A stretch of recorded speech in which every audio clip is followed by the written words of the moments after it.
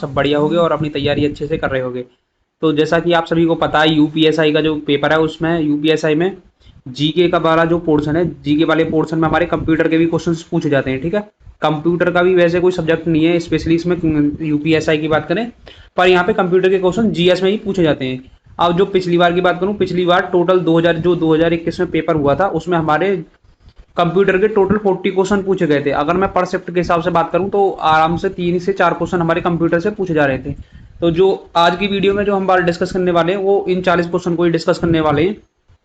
And इससे आप ये अंदाजा लगा सकते हो कि प्रीवियस ईयर में जो पूछे गए थे क्वेश्चन का लेवल क्या था, उस हिसाब से आप तैयार कर सकते हो इन क्वेश्चन को।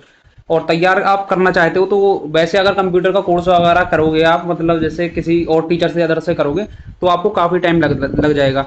मैं यहाँ पे कंप्यूटर को 10 से 12 टॉपिक है, 10 से 12 क्लास में, और 10-12 क्लास कितनी देरी होने वाली है, मुश्किल से 15 से 20 मिनट में हम एक टॉपिक को कवर कर लेते हैं। ठीक है, ऐसी मैं अपने चैनल पे थ्योरी की क्लास ला रहा हूँ, वो मैं हैंड रिटन नोट से पढ़ा रहा हूँ। आप जाके देखोगे एक बार, आपको समझ में आ जाएगा किस हिसाब से पढ़ा रहा है।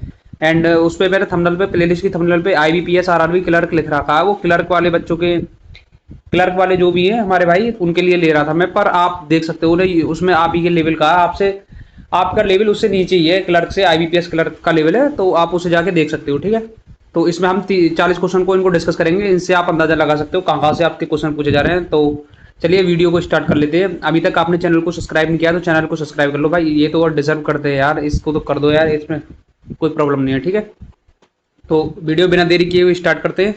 तो क्वेश्चन नंबर 1 है हमारे यहाँ पे, ईमेल में जारी किए जाने के लिए स्थान का पता किससे लगता है। जो ईमेल हमारा जारी होता है उसका स्थान का पता लगाने के लिए हमारे यहाँ पे नेटवर्क सर्विस प्रोवाइडर द्वारा आईपी जो एड्रेस प्राप्त, आईपी एड्रेस जो जारी होता है उसके द्वारा हमारे यहाँ पे पता लगता है। ऑप्शन नंबर सी हो जाएगा राइट आंसर। जितने भी ये क्वेश्चन है ये 2021 के पीवाई 2021 में पूछे गए क्वेश्चन है। ठीक है, और आप और बोलोगे तो मैं 2017 में जो क्वेश्चन पूछे गए थे उनको निकाल के उनको भी करवा दूंगा। ठीक है, चलिए आगे बात कर लेते हैं। आगे हमारा क्वेश्चन नंबर 2 है यहाँ पे, निम्नलिखित में से कौन सा वायरस हर बार इनक्रिप्ट होकर सिस्टम को संक्रमित करता है और कॉपी बनाता है। तो यहाँ पे हमारा पॉलीमोर्फिज्म वायरस हो जाएगा राइट आंसर। चलते हैं नेक्स्ट क्वेश्चन की तरफ।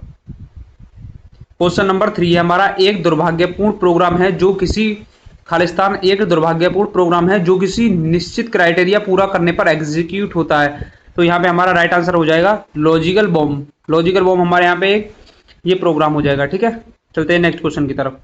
नेक्स्ट क्वेश्चन है हमारा यहाँ पे, एक निब्बल में कितनी बिट्स होते हैं। एक निब्बल में 4 बिट्स होते हैं। ये मेमोरी चैप्टर से लिया गया है। मेमोरी चैप्टर में ये मैंने क्वेश्चन आपको कराया हुआ है।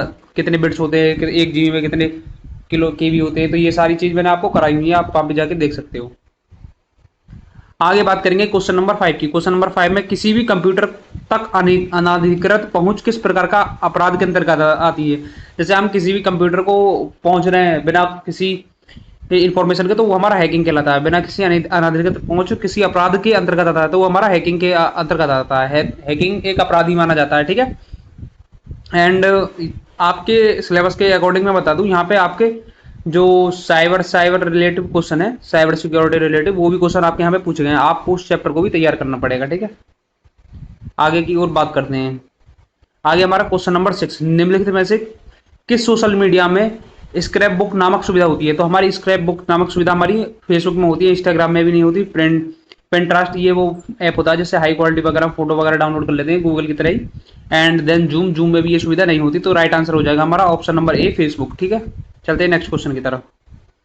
नेक्स्ट क्वेश्चन हमारा क्वेश्चन नंबर 7, इंटरनेट के जनक किसे कहा जाता है। इंटरनेट के जनक हमारे विंटोन क्रे को हमारे इंटरनेट के जनक कहा जाता है। चार्ल्स बेबेज कंप्यूटर के जनक कहा जाता है। कंप्यूटर का जनक चार्ल्स बेबेज को कहा जाता है। ठीक है, चलते हैं नेक्स्ट क्वेश्चन की तरफ। आधुनिक कंप्यूटर का जनक किसे कहा जाता है, ये आप कमेंट करके बताओगे। आधुनिक कंप्यूटर का जनक किसे कहा जाता है।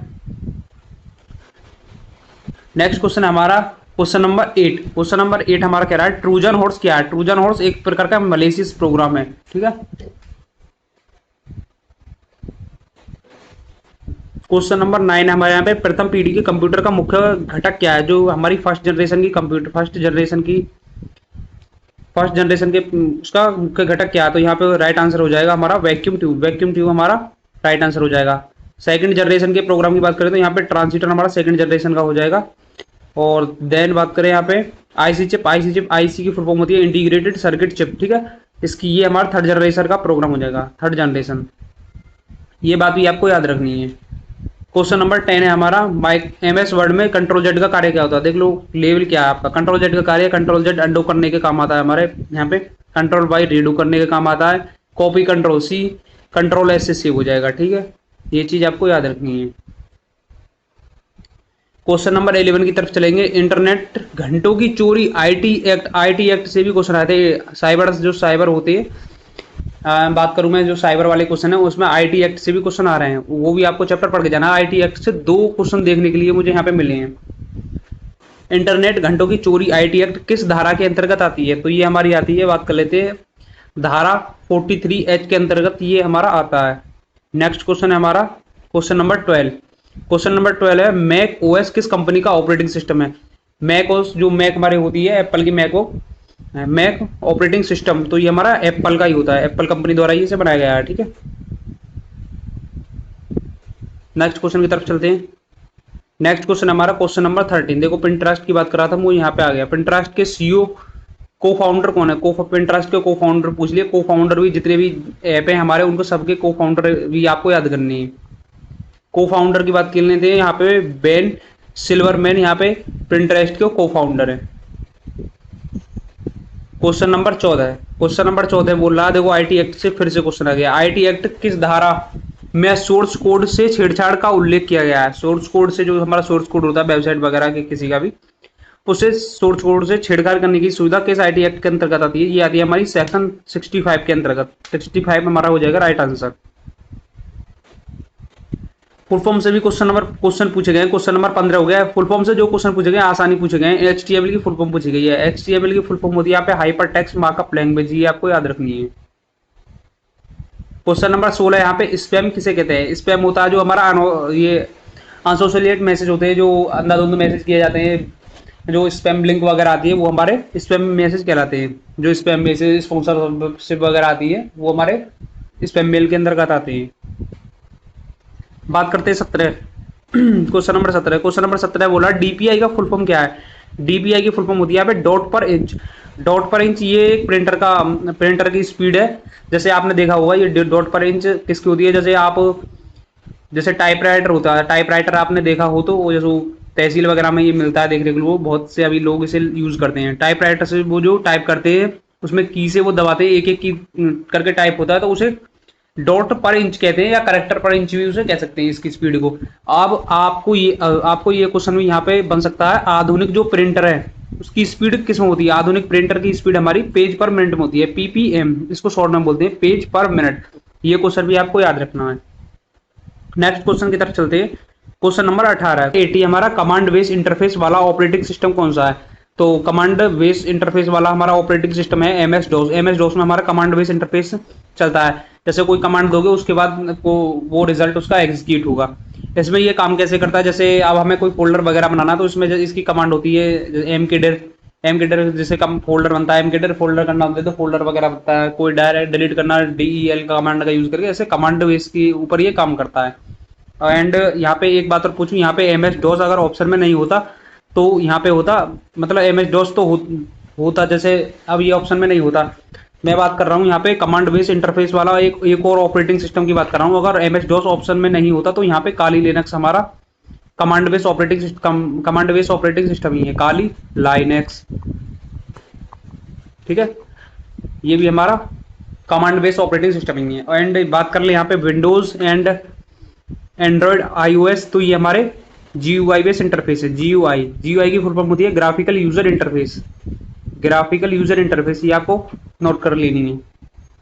चलते हैं नेक्स्ट क्वेश्चन हमारा क्वेश्चन नंबर 19। बायोचिप किस जनरेशन की उपयोग किया जाता है। जो बायोचिप है हमारी किस जनरेशन में यूज की जाती है, तो ये हमारी बायोचिप यूज की जाती है 5th जनरेशन में यूज। ये चीज आपको नोट करनी है। नेक्स्ट क्वेश्चन हमारा क्वेश्चन नंबर 20। डीवीडी का फुल फॉर्म क्या है। जो हमारा डीवीडी है इसका फुल फॉर्म हमारा डिजिटल वर्सटाइल डिस्क, ये हमारी इसकी फुल फॉर्म हो जाएगी, नोट करो।